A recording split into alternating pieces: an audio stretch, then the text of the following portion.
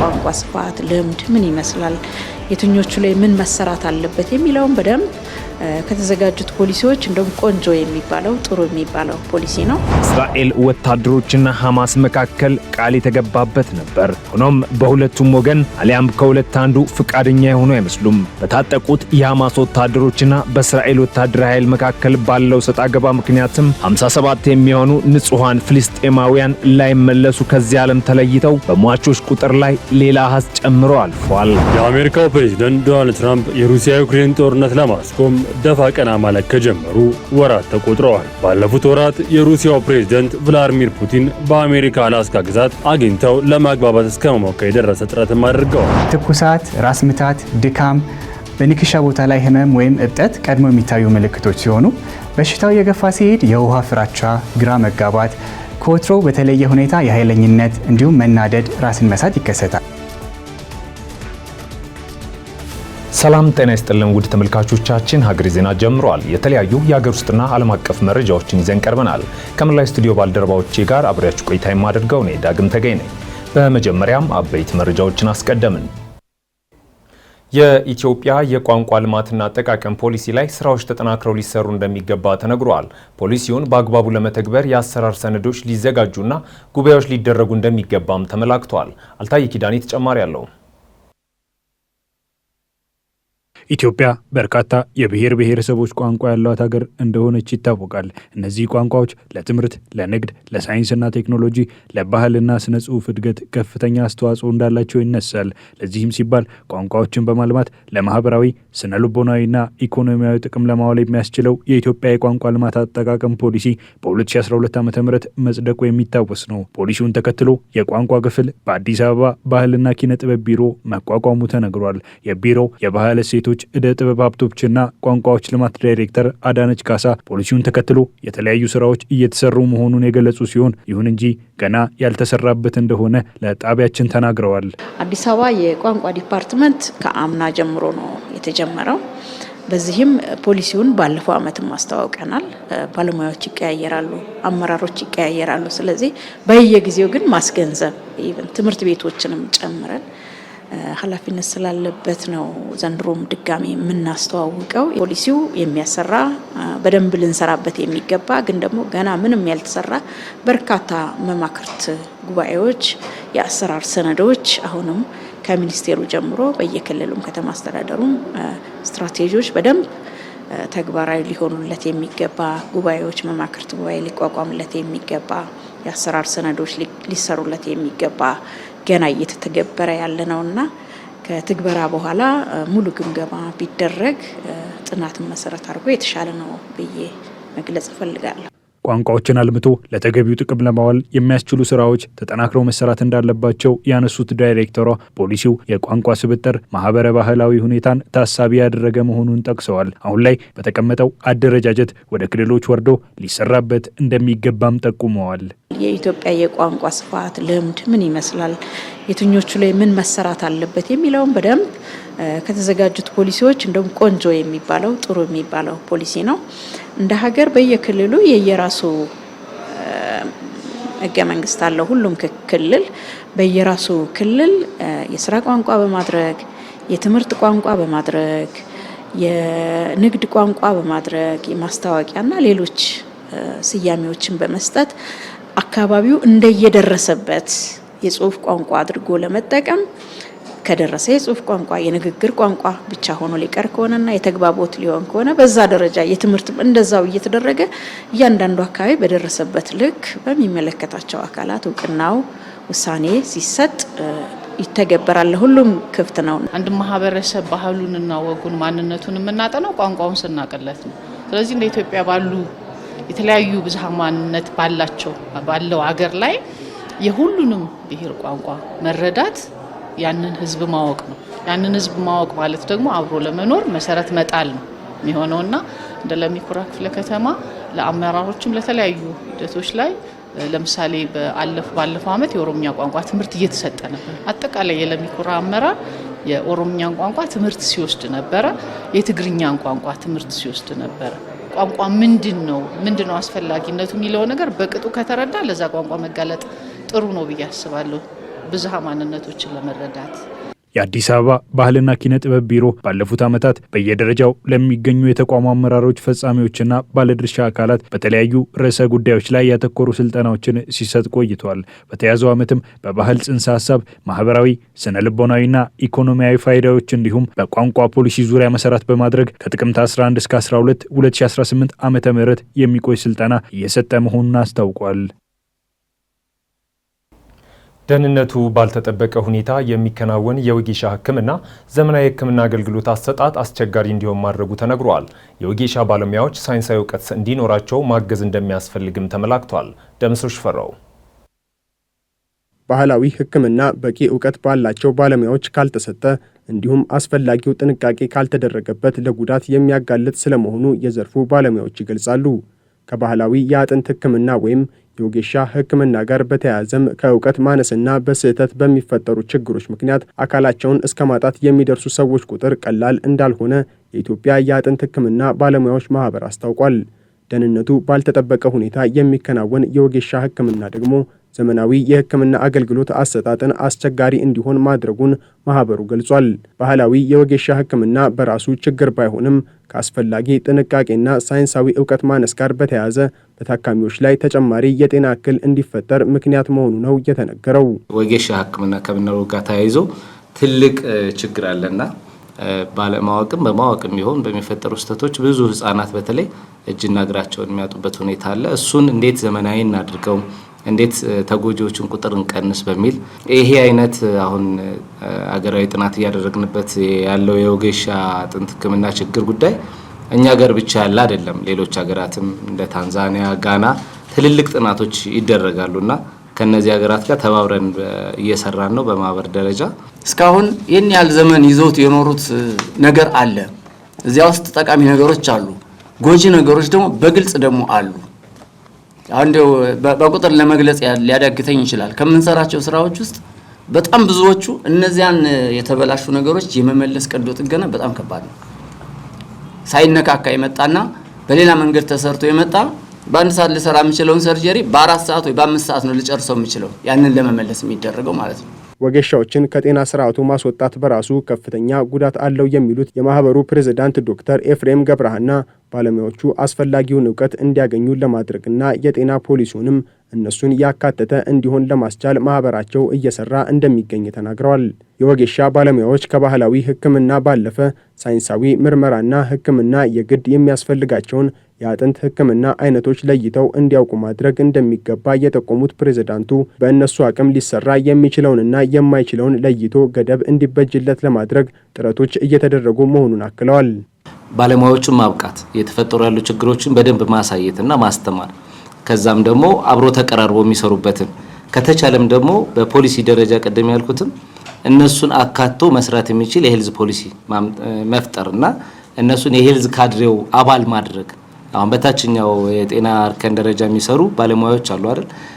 በእነሱ ደረጃ በተለይ በአጥንት ሕክምና ዙሪያ እንዲሰሩ ማብቃት በሚል እየሰራንበት ነው እና ደግሞ የሚሰሩም ከሆነ ደግሞ ልክ አሁን አንድ የጤና ባለሙያ ጆብ ዲስክሪፕሽን እንዳለው የሙያ ፈቃድ እና የሚሰጠው ፈቃድ ኖሮ የሚሰራውም ዝርዝር ተለይቶለት እንደሚሰጠው ሁሉ እነሱም የነሱ የሥራ መዘርዝር ምን መምሰል ይችላል በቀላሉ የሚሰሯቸውና በቀላሉ ደግሞ ለይተው አይ ይሄ መስራት የለብንም ወደ ዘመናዊ ሕክምና መሄድ አለበት ብለው የሚሏቸው ነገሮች እንዲያውቁ በጣም መዘርዝር መስራት ትልቅ ነገር ነው። ባይዘይ እሱን ጆብ ዲስክራይብ ማለት በተለይ ስኮፕ ኦፍ ፕራክቲስ አንድ ሰው መስራት ያለበት እስከተሰጠው ገደብ ነውና ያንን የመፍጠር ነገር ላይ በጣም በሰፊው እየሰራንበት ነው።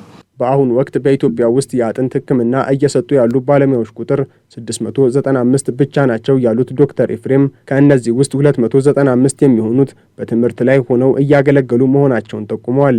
ይህም በኢትዮጵያ ካለው የህዝብ ብዛት አኳያ ሲታይ አንድ የአጥንት ሕክምና ባለሙያ ለ300 ሺህ እንደሚደርስ ጠቁመዋል። በዚህ ላይ ሰፋፊ የትምህርት አማራጮችን በማመቻቸት የአጥንት ሕክምና ባለሙያዎችን ቁጥር እንዲሁም የአገልግሎት አሰጣጥ ጥራቱን ለማሻሻል እየተሰራ እንደሚገኝ ተናግረዋል። በሌላው ዓለም ዘመናዊ ሕክምና የደረሰበትን የምታውቁት ነውና አሁን እኛም ጫፉን ይዘነዋል። አሁን ባለን ደረጃ በባለፉት 10 ዓመታት ብቻ 60 ከማይሞሉ የአጥንት ሐኪሞች 600 እና 700 መድረስ ቀላል አይደለም። ከአንድ የህክምና ተቋም ወደ 13 የህክምና ተቋም ማስተማሪያ ማለት ነው ህክምና አገልግሎት የሚሰጡ ሪጂናል ሆስፒታልስ ከ56 በላይ ሆነዋል። ይሄም ስቲል 120 ሚሊዮን ህዝብ ላላት ኢትዮጵያ በጣም ትንሽ ነው። ያሁን ባለና ሀዛዊ መረጃ እንግዲህ አንድ የአጥንት ሐኪም ለ300 ሺህ ህዝብ በሚባል ደረጃ ነው ያለ። ይሄ በጣም ትልቅ ቁጥር ነው፣ የተጋነነ ቁጥር ነው። እዚህ ላይ በጣም መስራት ማስተማር ይፈልጋልና እዚህ ላይ በጣም እየሰራን ነው። 18ኛው የኢትዮጵያ የአጥንት ህክምና ባለሙያዎች ማህበር ዓመታዊ ጉባኤ ባሳለፍነው ቅዳሜና እሁድ በአዲስ አበባ እየተካሄደ ሲሆን በመድረኩም ከተለያዩ የአፍሪካ ሀገራት የመጡ የዘርፉ ባለሙያዎችን ጨምሮ ከፍተኛ የጤናው ዘርፍ አመራሮች ተሳትፈውበታል። የሐማሱ መሪ ካሊል አልሃያ በጋዛ ያለው ጦርነት አብቅቷል፣ በአሜሪካ ሙሉ እምነት አለን ብለዋል። የጠፉ አስክሬኖችን ለማግኘት የማሽን እርዳታ እንደሚያስፈልጋቸውም ተናግረዋል። እስራኤል በበኩሏ የሁሉንም ታጋቾች አስክሬን ሳናገኝ ወደ ኋላ እናፈገፍግም ብላለች። ተጨማሪ አለን። የሐማስና እስራኤል ጦርነት መቋጫው ደረሰ የሚለው ተስፋ ለፍልስጤማውያን የእፎይታ ጊዜ የረፍት ሰዓት ይሆንላቸዋል ተብሎ ታስቦ ነበር። ከ10 ቀናት በፊት የተገባው የተኩስ አቁም ስምምነት ደም መፋሰሱን ገታ በማድረግ ላፍታም ቢሆን ሰላም የሚሰጥ ይሆናል የሚል እምነት የተጣለበት በእስራኤል ወታደሮችና ሐማስ መካከል ቃል የተገባበት ነበር። ሆኖም በሁለቱም ወገን አሊያም ከሁለት አንዱ ፍቃደኛ የሆኑ አይመስሉም። በታጠቁት የሐማስ ወታደሮችና በእስራኤል ወታደራዊ ኃይል መካከል ባለው ሰጣ ገባ ምክንያትም 57 የሚሆኑ ንጹሃን ፍልስጤማውያን ላይመለሱ ከዚህ ዓለም ተለይተው በሟቾች ቁጥር ላይ ሌላ አሃዝ ጨምሮ አልፏል። ስማቸውም ከሟቾች ዝርዝር ውስጥ እንዲካተት ሆኗል። በተኩስ አቁም ስምምነቱ መሰረትም ሐማስ እስረኞችን ለእስራኤል መልሷል። ሆኖም የአሜሪካው ፕሬዝዳንት ዶናልድ ትራምፕ ሐማስ የተኩስ አቁም ስምምነቱን መጣስ ካላቆመ እንደሚጠፋ በተደጋጋሚ እየዛቱበት ይገኛሉ። የእስራኤልና ሐማስ የተኩስ አቁም ስምምነት በወረቀት ላይ በቀለም ቢጻፍም በደም እየተሻረ መተኳኮስና መገዳደሉ ቀጥሏል። በብዕር ተጽፎ በደም የሚሻረው ስምምነት በየትኛው ቀለም በየትኛው ቋንቋ ያበቃል የሚለው የብዙሃን ጥያቄ ነው። የትራምፕ አስተዳደር የጋዛው የሰላም ስምምነትን ለማጠናከር ጥረቱን እያጠናከረ ባለበት ሐማስ የእስራኤል ታጋቾችን አስክሬን ቀይሮ መስጠቱ ቁጣ ቀስቅሷል። ሐማሶች ጋር በነበረ ንግግር መልካም ባህሪ እንደሚያሳዩና እንደማይበጠብጡ ስምምነት አድርገናል፣ አሻፈረኝ የሚሉ ከሆነ ግን ያሉበት ገብተናል፣ እናጠፋቸዋለን፣ ይህንን የሚያውቃሉ የሚል ዛቻ አሰምተዋል። የእስራኤሉ ጠቅላይ ሚኒስተር ቤንያሚን ኔታንያሁ ጽሕፈት ቤት በሰጠው መግለጫም ሐማስ የተኩስ አቁም ስምምነቱን ተግባራዊ ለማድረግ የሁሉንም ታጋቾች አስክሬን ለመመለስ ያለውን ቁርጠኝነት ማረጋገጥ ነበረበት፣ ይህንን ማድረግን ተስኖታል ብለዋል። በመግለጫቸው አክለውም የሁሉንም የታጋቾችን አስክሬን በሙሉ እስከምንመልስ ድረስ ምንም አይነት ማፈግፈግ አናደርግም፣ ጥረታችን ይቀጥላል ነው ያሉት። ሐማስ አስክሬኖቹን መልሶ ለማግኘት ተጨማሪ ጊዜና የቴክኒክ ድጋፍ እንደሚያስፈልገው ተናግሯል። ምክትል ፕሬዝዳንት ጄዲ ቫንስ በዛሬው ዕለት ወደ እስራኤል በሚያቀኑበት ወቅትም ኔታንያሁ ጋር በሁለት ነገሮች ላይ ማለትም በቀጠናው የጸጥታ ችግርና ተስፋ በተጣለባቸው ዲፕሎማሲያዊ ዕድሎች ላይ ይመክራሉ ነው የተባለው። የሐማስ መሪ ካሊል አልሃያ ከአልቃሂራ አልአክባሪያ ቻናል ጋር ባደረጉት ቃለ ምልልስ እንደተናገሩት ሐማስ ተጨማሪ ጊዜና ከባድ መሳሪያ ከተሰጠው በስትሪፕ ውስጥ የተያዙትን 15 ታጋቾች አስክሬን ለማግኘት እናም ለመልቀቅ ፈቃደኛ ይሆናል ብለዋል። በስምምነቱ መሰረትም ሁሉንም የታጋቾች አስክሬን ለማስረከብ ዝግጁ ነን፣ ማንንም ከኛ ጋር ለማቆየት ምንም ፍላጎት የለንም፣ ወደ ዘመዶቻቸው ይመለሱና ሰማዕቶቻችን ደግሞ ተመልሰው በክብር ይቀበራሉ ሲሉ ተናግረዋል። አንዳንዶቹ ከመሬት በታችና ከህንፃ በታች በመሆናቸው አስክሬኑ ላይ ለመድረስ አዳጋች መሆኑን ጠቁመው ይህም ጊዜና መሳሪያ የሚጠይቅ መሆኑን ጠቁመዋል። ሐማስ የቀሩትን ሟቾችን ለማግኘት ተጨማሪ ማሽነሪዎች እንደሚያስፈልግ ሲናገር ቆይቷል። እስራኤል ሐማስን በአጭር ጊዜ ውስጥ ሁሉንም አስክሬኖች መመለስ እንደሚችል በመግለጽ ሐማስን እየዋሸ ነው ስትል በተደጋጋሚ እየከሰሰች ትገኛለች። በተጨማሪም ሐማስ ከባድ መሳሪያዎችን መልሶ ሊጠቀምበት ይችላል የሚል ስጋትም አለ። ሐማስ ከአስታራቂዎችና ከአሜሪካ የተቀበሉት ዋስትና የጋዛ ጦርነት አብቅቷል ማለት ነው ሲል አልሃያ ተናግሯል። በተጨማሪም ወደ ጋዛ የሚገባው የእርዳታ መጠን መጨመር እንዳለበት ለአሸማጋዮች መናገራቸውን አጽንኦት ሰጥተዋል። የአሜሪካው ፕሬዝዳንት ዶናልድ ትራምፕ የሩሲያ ዩክሬን ጦርነትን ለማስቆም ዋጋ የሚያስከፍል መሆኑን ተናግረዋል። በተለይም የዶንባስ ግዛት ለሩሲያ መስጠት የሚያስገድድ አማራጭ እንዳለው ተናግረዋል። ዩክሬን በአንጻሩ ይህ ጉዳይ የማይዋጥላትና በፍጹም ልትቀበሉ የማስችለው ጉዳይ መሆኑን በተደጋጋሚ እየገለጸች ትገኛለች። ሚኪያስ ኃይሌ የአሜሪካው ፕሬዝዳንት ዶናልድ ትራምፕ የሩሲያ ዩክሬን ጦርነት ለማስቆም ደፋ ቀና ማለት ከጀመሩ ወራት ተቆጥረዋል። ባለፉት ወራት የሩሲያው ፕሬዝዳንት ቭላዲሚር ፑቲን በአሜሪካ አላስካ ግዛት አግኝተው ለማግባባት እስከ መሞከር የደረሰ ጥረትም አድርገዋል። የተለያዩ የድርድር ነጥቦችና ሀሳቦችን በፕሬዝዳንቱ በኩል ቢቀርቡም በሁለቱ ተዋጊ ወገኖች በኩል ግን ተቀባይነት አላገኙም። በቀጣይ በቡዳፔስት ይካሄዳል ተብሎ የሚጠበቀው የሁለቱ ወገኖች ድርድር ጦርነቱን የማስቆም እድል እንዳለው በስፋት እየተዘገበ ይገኛል። በተለይ ዩክሬን የዶንባስን ግዛት ውሰዱና ጦርነቱ ይቁም እንድትል ጫናዎች እየበረቱባትም መጥተዋል። ዩክሬን በአንጻሩ ይህ ጉዳይ የማይዋጥላትና በፍጹም ልትቀበለው የማትችለው ጉዳይ መሆኑ በተደጋጋሚ እየገለጸች ትገኛለች። ጦርነቶችን መደገፍ እንደሰለቻት ግልጽ ማሳያዎችን በፕሬዝዳንቷ በኩል እየገለጸች ያለችው አሜሪካ መክፈል ያለበት መስዋዕትነት ተከፍሎ ጦርነቱ እንዲቆም ጥረቶች እያደረገች ትገኛለች። ፕሬዝዳንት ትራምፕ ጦርነቱ እንዲያበቃ የአውሮፓ ሕብረት የበኩሉን ዲፕሎማሲያዊ መንገዶች እንዲጀምርም ጠይቀዋል። ፕሬዝዳንቱ በቡዳፔስት የሚደረገው ድርድር የማይሳካ ከሆነ የሚያመጣው መዘዝ የከፋ እንደሚሆን ትናንት ሰኞ ስለ ቀጣዩ ድርድር መግለጫ በሰጡበት መድረክ ላይ አስጠንቅቀዋል። ፕሬዝዳንቱ በመግለጫቸው አሁንም ነገሮች ወደ መስመር እንዲገቡ ጥረት እየተደረገ እንዳለ ገልጸው በርካታ ጥረቶች እየተደረጉ እንዳሉም ጠቁመዋል። ጥረቶቹ ተሳክተው ነገሮች ወደ ሰላም መንገድ የሚገቡ ከሆነ ደስታችን ወደር የማይገኝለት ይሆናልም ብለዋል። ፕሬዝዳንቱ የሁለቱ ሀገራት ጦርነት ለማስቆም በሚያደርጉት ጥረት ውስጥም የበርካታ ሀገሮችን ድጋፍ እንዲታከልበት ጥያቄያቸውን እያቀረቡም ይገኛሉ። ትራምፕ በነጩ ቤተ መንግስት ከአውስትራሊያው ጠቅላይ ሚኒስትር አንቶኒ አልቤኒስ ጋር በነበራቸው ምክክር ጦርነቱ ማብቃት እንዳለበት መናገራቸውም ሰምተዋል። አሁን ያለው ውጊያ የማያበቃ ከሆነ በርካታ ሰዎች በራሳቸው አንገት ላይ የመታነቂያ ገመዳቸውን እንዳስገቡ ይቆጠራል ሲሉም ተናግረዋል። ጦርነቱን ማስቆምና አካባቢውን ወደ ቀደመ ሰላም መመለስ ከባድ ያልነበረ ቢሆንም የፑቲንና የዘለንስኪ የእርስ በርስ መናናቅ ነገሩን ውስብስብ እንዳደረገው ትራምፕ ለጋዜጠኞች ተናግረዋል። ፕሬዝደንቱ ባለፈው ሳምንት ከፑቲን ጋር መልካም የነበረ የስልክ ውይይት ማድረጋቸው ተናግረው የዩክሬኑ ፕሬዝዳንት ዘለንስኪን ደግሞ በቤተ መንግስታቸው ጋብዘው መምከራቸው 4 ዓመት ሊሞላው ጥቂት ጊዜ የቀረውን ጦርነት ሊያስቆመው እንደሚችል ተስፈኛ አድርጓቸዋል። ባለፈው ሳምንት በተካሄደው ውይይት ትራምፕ ስለ ጦርነቱ ማብቃት ሲያወሩ ዘለንስኪ በአንጻሩ ጦርነቱን ለማስቀጠል የሚረዳቸውን የክሩዝ ሚሳይል እንዲሰጣቸው ሲጠይቁ እንደነበርም ተገልጿል። ይህም የአሜሪካው ፕሬዝዳንት ያበሳጨ ተግባር መሆኑም ተገልጿል። ፕሬዝዳንቱ ሩሲያ ጦርነቱን አሁን ካላስቆመች የማሸነፍ እድሏ እየተመናመነ መምጣቱን ተናግረዋል ሲል ዘፊላደልፊያንም ዘግበዋል። ሩሲያ የያዘችውን የዶንባስን ግዛት ይዛ ጦርነቱን የማታቆም ከሆነ ዩክሬን ጦርነቱን የማሸነፍ እድሏ በእጅጉ ከፍ እንደሚልም ተናግረዋል። በቀጣይ በሃንጋሪዋ ከተማ ቡዳፔስት በሚደረገው ድርድር ሁለቱ መሪዎች ፊት ለፊት በሚገናኙበት መንገድ ለማመቻቸት የተቻላቸውን ሁሉ ለማድረግ ዝግጁ መሆናቸውንም አብራርተዋል። የሩሲያ ጦር መስፋፋቱን ለማስቆም የዶንባስን ግዛት መስጠት ይጠበቃል ሲሉ ትራምፕ ተናግረዋል። የአሜሪካው ፕሬዝዳንት ዶናልድ ትራምፕ የሩሲያ ዩክሬን ጦርነት ለማስቆም ዋጋ የሚያስከፍል መሆኑን ተናግረዋል። በተለይ የዶንባስን ግዛት ለሩሲያ መስጠት የሚያስገድድ አማራጭ እንዳለውም አብራርተዋል። በርካታው የዶንባስ ግዛት የያዘችው ሩሲያ ግዛቱ የማይሰጣት ከሆነ ጦርነቱን ወደ 4ኛ ዓመት መግፋት የማይቀር እንደሆነ መናገራቸውን አሶሺየትድ ፕሬስ ዘግበዋል። ጦርነቱን በዘላቂነት ለማስቆም ብቸኛ አማራጭ ግዛቱን መስጠት ብቻ መሆኑን ፕሬዝዳንት ዶናልድ ትራምፕ ተናግረው በሁለቱ ወገኖች በበርካታ ጉዳዮች መደራደር ቢጠበቅባቸውም አሁን ላይ ግን ሁሉም ወደ ቤቱ መመለስ፣ መዋጋት ማቆም፣ መገዳደል ማቆም እናም አካባቢን ማረጋጋት ዋነኛ ስራ መሆን እንዳለበት ፕሬዝዳንቱ ተናግረዋል። በሁለቱ ወገኖች ያለውን ጦርነት ለማስቆም በሚደረገው ጥረት ዩክሬን የምታሳየው መፍጨርጨር በርካቶችን ያስገረመም ሆኗል። በተለይ ዋና ረዳቷ አሜሪካ ጦርነቱ እንዲያበቃ ብትጥርም የዩክሬኑ ፕሬዝዳንት ቮሎዲሚር ዘለንስኪ የሚያደርጉት የአርበኝነት ስሜት አስገራሚ ነውም ተብሏል። በቀጣይ የዩክሬን አየር ኃይል በአርበኝነት መንፈስ የተወሰዱበትን ግዛቶችና አካባቢዎች ለማስመለስ በሙሉ አቅሙ እንዲሰራ ትዕዛዝ ያስተላለፉት ፕሬዝዳንቱ ከአሜሪካ የሚቀርብ ድጋፎችን ሙሉ በሙሉ ወደ ጦር ግንባር እንዲንቀሳቀስ ማዘዛቸውም ሰምተዋል።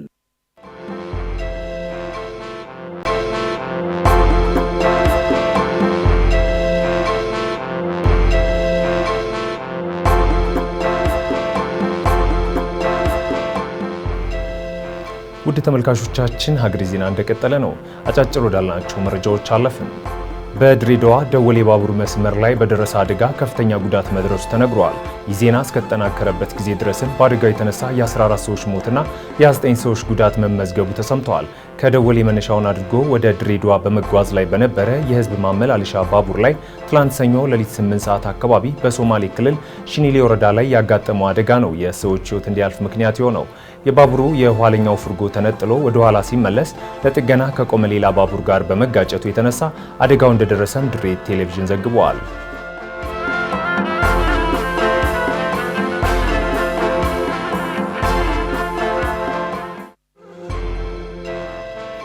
በሌላ ዜና የኢትዮጵያን የባቡር ኢንዱስትሪ ያለበት ደረጃና በቀጣይ ለሚሰሩ ስራዎች የሚያግዝ ብሔራዊ የባቡር ቢዝነስና ኢንቨስትመንት ጉባኤ ተካሂዷል። አስተማማኝ የባቡር ኢንዱስትሪ መገንባት ለኢትዮጵያ አማራጭ ሳይሆን አስፈላጊ ተግባር መሆኑን የትራንስፖርትና ሎጂስቲክስ ሚኒስቴር ዴኤታ ዴንጌ ቦሩ ገልጸዋል። የባቡር ኢንዱስትሪን ማጠናከር የትራንስፖርት አገልግሎትን ከመስጠት ባሻገር የሀገር ውስጥ የሚገኙ ኢንዱስትሪን ለማገናኘት እንዲሁም በአፍሪካ ያለውን ትብብርና ግንኙነት በማሳደግ በዓለም አቀፍ ደረጃም ተወዳዳሪ ለማድረግ የሚያስችል መሆኑን ሚኒስትር ዴኤታው አንስተዋል። በቀጣይ አስተማማኝና በቴክኖሎጂ የታገዘ የባቡር ኢንዱስትሪ ለመገንባት ኢንቨስተሮች ትኩረት ሊያደርጉ እንደሚገባም በመድረኩ ተነስተዋል። የኢንዱስትሪዎችን ትስስር በማጠናከር ዘላቂ ኢኮኖሚን ለመገንባት የባቡር ኢንዱስትሪ ከፍተኛ አቅም ስለሚፈጥር ዘርፉን ለማሳደግ የመሰረተ ልማት ማስፋፋት፣ የኢንዱስትሪ ፖሊሲና የፋይናንስ አማራጮችን ማስፋፋት እንደሚገባም ተነግሯል።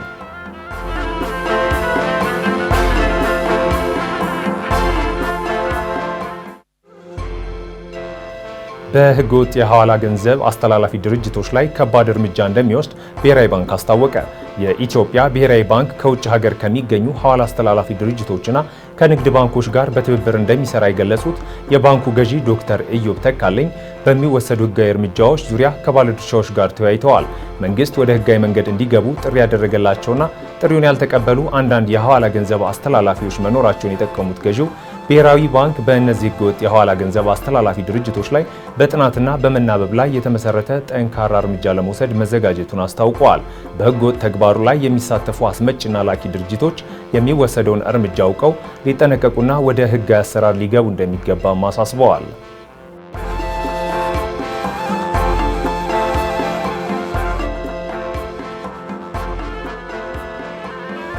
ከሀገር ማዶ ያገኘናቸው መረጃዎች አለፍን። የአሜሪካው የተራድኦ ድርጅት USAID ስራ ማቆሙን ተከትሎ ኢኮኖሚያ ጉዳት ማስተናገዱን ሶማሊያ አስታወቀች። በድርጅቱ ስራ ማቆም የተነሳም ሀገሪቱ ከግብር የምታገኘው ገቢ ላይ ተጽዕኖ መድረሱን በእንግሊዝ በተካሄደው የፋይናንስ ጉባኤ ላይ የተሳተፉት የሀገሪቱ ልማት ባንክ ፕሬዝዳንት ሆዳን ኦስማን ተናግረዋል። የሀገሪቱ መንግስት ይህን መሰል ጉዳት ያጋጥማል ብሎ እንዳልጠበቀ አክሎ የገለጹት ፕሬዝዳንቷ የሀገሪቱ ጠቅላላ የሀገር ውስጥ ምርት ከፍተኛ ተጽዕኖ ውስጥ መግባቱን ተናግሯል ሲል ሮይተርስ ዘግቧል። USAID በፕሬዝዳንት ዶናልድ ትራምፕ ትዕዛዝ ከስራ ውጭ መሆን የሚታወስ ሲሆን በተለይም የአፍሪካ ሀገራት በድርጅቱ ስራ ማቆም ምክንያት ተጎጂ መሆናቸውን እየገለጹ ይገኛሉ።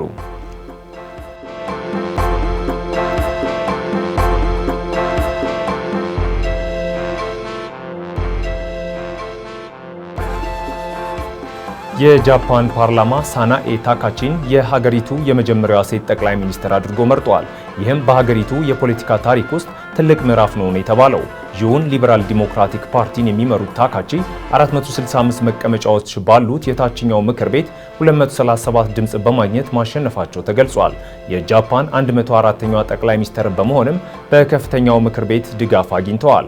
ታካቺ የ3 አስርት ዓመታት የፓርላማ ልምድ ያላቸው አንጋፋ ፖለቲከኛ ሲሆኑ ቀደም ሲል የኢኮኖሚ ደህንነት ሚኒስቴርና የሀገር ውስጥ ጉዳይ ሚኒስቴር በመሆን አገልግለዋል። ጃፓን በ5 ዓመታት ውስጥ አምስተኛውን የጠቅላይ ሚኒስትር ለውጥ ያየች ሲሆን ይህም ሀገሪቱ በተደጋጋሚ የአመራር ሽግግር እንደምታደርግ የሚያሳይ ነው ሲል ሮይተርስ ዘግቧል።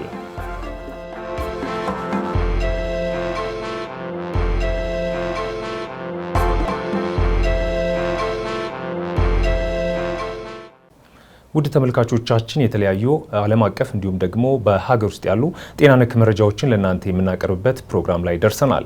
በዓለማችን ላይ በየዓመቱ ከ59000 በላይ ሰዎች በእብድ ውሻ በሽታ ህይወታቸውን እንደሚያጡ ይነገራል። ሬቢስ አንጎልና ነርቭን የሚያጠቃ ሲሆን በቫይረሱ በተጠቃ እንስሳ የሚከሰት እንደሆነ ባለሙያዎች ይናገራሉ። ለመሆኑ ሬቢስ ምንድነው? መንስኤውና መከላከያውስ የሚለው የዛሬው የጤና አዳም ጥንክራችን ነው።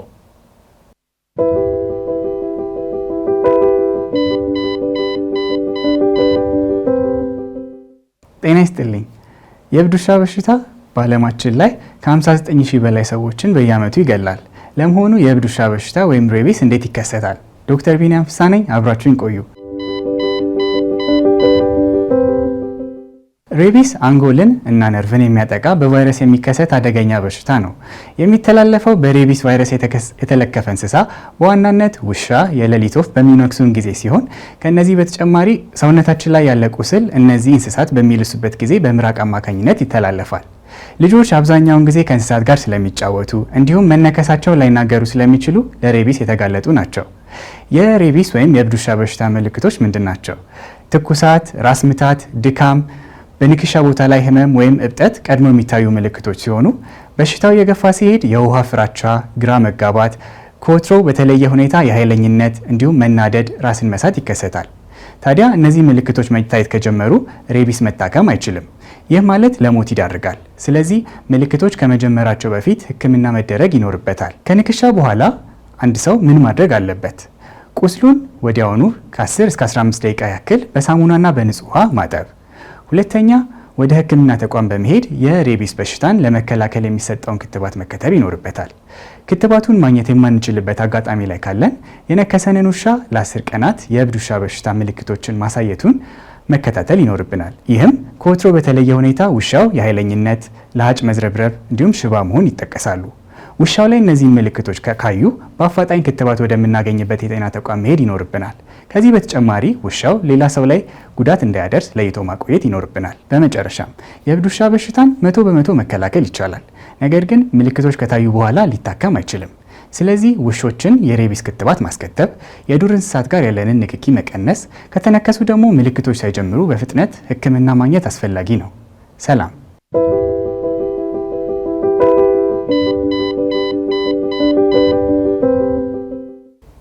በነዳጅ ተሽከርካሪዎች ላይ ነዳጅ ወደ መኪናው ሞተር በሁለት አይነት መልኩ ይገባል። ይህም በካርቡሬተርና ኢንጀክሽን አማካኝነት ነው።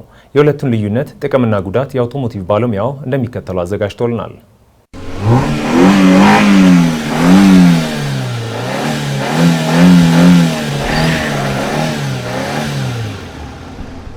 ሰላም እንደምናላችሁ ውድ ተመልካቾቻችን፣ በዝግጅታችን አሽከርካሪዎች በስም የሚያውቁት ነገር ግን ተግባርና ልዩነቱ ግልጽ ያልሆነውን የካርቡሬተርና የኢንጀክተር ልዩነትና አንድነት፣ የነዳጅ አጠቃቀም ላይ፣ በጉልበት ላይ እንዲሁም ጥገና ላይ ያለውን የወጪ ልዩነት እናያለን። ከመረጃዎቹ ጋር አብራችሁን ቆየው። የአውቶሞቲቭ ባለሙያ አዶኒ አብርሃ ነኝ። መልካም ቆይታ። መኪናችን የካርቡሬተር ይሁን ወይም ኢንጀክሽን መኪናው መተግበር ያለበት አንድ ተመሳሳይ ተግባር አለ። ይህም ነዳጅ ማቃጠል ነው። ከዛ በፊት ግን ነዳጅና አየር በተገቢው መንገድ ሊዋሃዱ ይገባል። ይህም ሁለት አይነት መንገዶች አሉት። እነሱም በካርቡሬተር ሊሆን ይችላል፣ እንዲሁም ደግሞ ኢንጀክሽን ሊሆን ይችላል። ካርቡሬተር በጣም ረጅም ጊዜ አገልግሎት ሲሰጥ የነበረ ነው። ይህም ካርቡሬተር ምንም አይነት የኮምፒውተር እንዲሁም ሴንሰሮችን የማይጠቀም ነው። ታዲያ እንዴት ነው የሚሰራው ካለን በቫኪዩም የሚሰራ ነው። በዚህም መሰረት ነዳጅና አየርን እያመጣጠነ መኪናው መጓዝ የሚያስችሉት ናቸው። ይህ ካርቡሬተር የምንለው ነገር ራሱን የቻሉት ጥቅሞች አሉ። እነዚህ ጥቅሞች ምንድን ናቸው ብለን በምናይበት ጊዜ የመጀመሪያው በቀላሉ ጥገና ማድረግ ይቻላል። ቆየት ያሉ መኪኖች ላይም እጅግ በጣም ተስማሚ ነው። ጉዳቱ ደግሞ ከፊውል ኢንጀክሽን ከምንላቸው ተሽከርካሪዎች አንጻር የነዳጅ አጠቃቀሙ ትንሽ ወረድ ያለ ነው። ሌላኛው ደግሞ መኪናው ካቆመበት ለመነሳት ሞተር ይደበድባል። ይህንን ስንል ብዙ ጊዜ ከፊውል ኢንጀክሽን ወዲያው ስለሚነሱ ከነሱ አንጻር በምናይበት ጊዜ ነው ማለት ነው። በመጨረሻ ብናየው ደግሞ በየጊዜው ጥገና ይፈልጋሉ። ካርቡሬተሩን ቱን ማድረግ ይኖርባቸዋል። እነዚህ የካርቡሬተር መኪኖች በአሁኑ ሰዓት ላይ ብዙም አይታዩም። የታክሲ አገልግሎት ላይ ወይ ደግሞ ቆየት ያሉ ተሽከርካሪዎች ላይ የምናያቸው ካልሆነ ማለት ነው። በፈረንጆቹ ከ1980 ዓ.ም ጀምሮ ደግሞ አንድ ለየት ያለ ቴክኖሎጂ ይህንን የነዳጅ የማሰላለፍ ሲስተሙን ተቀላቅሏል። ይህም ኢንጀክተር ይባላል። ይህም ኢንጀክተር በኤሌክትሪክ ኖዝል በመታገዝ ነዳጅን ቀጥታ ወደ ሞተሩ የሚገባበት ሲስተም ነው። እንደ ካርቡሬተር መኪኖች በአየር ግፊት ወይ በቫኪዩም ሳይሆን የሚሰራው መኪናው በተገጠሙለት የተለያዩ ሴንሰሮች በመታገዝ አስፈላጊ የሆነውን የነዳጅ መጠን ብቻ ወደ ሞተሩ እንዲገባ በማድረግ መኪናው እንዲንቀሳቀስ ያደርጋል። ይህም ራሱን የቻሉ ጥቅምና ጉዳቶችን እናያለን። በመጀመሪያ ጥቅሙን በምናይበት ጊዜ ፊውል ኢንጀክሽን የምንላቸው ተሽከርካሪዎች በጣም ነዳጅ ቆጣቢ የምንላቸው ናቸው። የጭስ ልቀታቸውም በጣም አነስተኛ ነው። ከካርቡሬተር መኪኖች አንጻርም ደግሞ በጠዋት በምናስነሳበት ጊዜ ወይም ደግሞ በተለምዶ ኮልድ ስታርት የሚባለው ላይ ሞተር አይደበድቡም ማለት ነው። የመኪኖቹም ጉልበት የተሻለ ጉልበት ያላቸው ሲሆኑ ጥገናም በየጊዜው የሚፈልጉ አይደለም። ጉዳታቸው ደግሞ ለጥገና ከስንት ጊዜ በኋላ በሚመጣበት ጊዜ ውድና ውስብስብ ነው። ስለዚህም ደግሞ ፊውል ኢንጀክሽኑ ብቻ ለመጠገን ራሱን የቻለ ለየት ያለ መሳሪያ ያስፈልጋቸዋል። በቀላሉ ደግሞ የቆሸሸ ነዳጅ የምንጠቀም ከሆነ በቀላሉ ሊበላሹብን የሚችሉ ናቸው። በተለይ በውጭ ሀገራት ላይ በህግ ደረጃ ራሱ የሚበረታታው የኢንጀክተር መኪኖች ናቸው እንጂ አሁን የምናገኛቸው የካርቡሬተር መኪኖች የጋዝ ልቀታቸው ከፍተኛ ስለሆነ እነሱ ብዙም አይመከሩ። ይህም የሆነበት የነዳጅ አጠቃቀማቸው የተሻለ እና የጭስ ልቀታቸው በጣም አነስተኛ ስለሆነ ነው። የካርቡሬተር መኪኖች ደግሞ በተለይ ቆየት ያሉ መኪኖች እና በበረሃ ውስጥ ጊዜ መካኒክ በማይገኝበት ቦታ ላይ በጣም ለመጠገን ቀላል ስለሆኑ ተመራጭ ናቸው። ምክንያቱ ደግሞ በቀላሉ ስንጠግናቸውም ተጨማሪ ወጪ ስለማያስወጡ ናቸው። ለዛሬ ይዤላችሁ የቀረቡት መረጃ ይሄን ይመስል ነበር። በቀጣይ ሌሎች ከመኪና ጋር በተገናኙ መረጃዎች ከምንገናኝ ድረስ መልካም ሁሉ ተመኘው።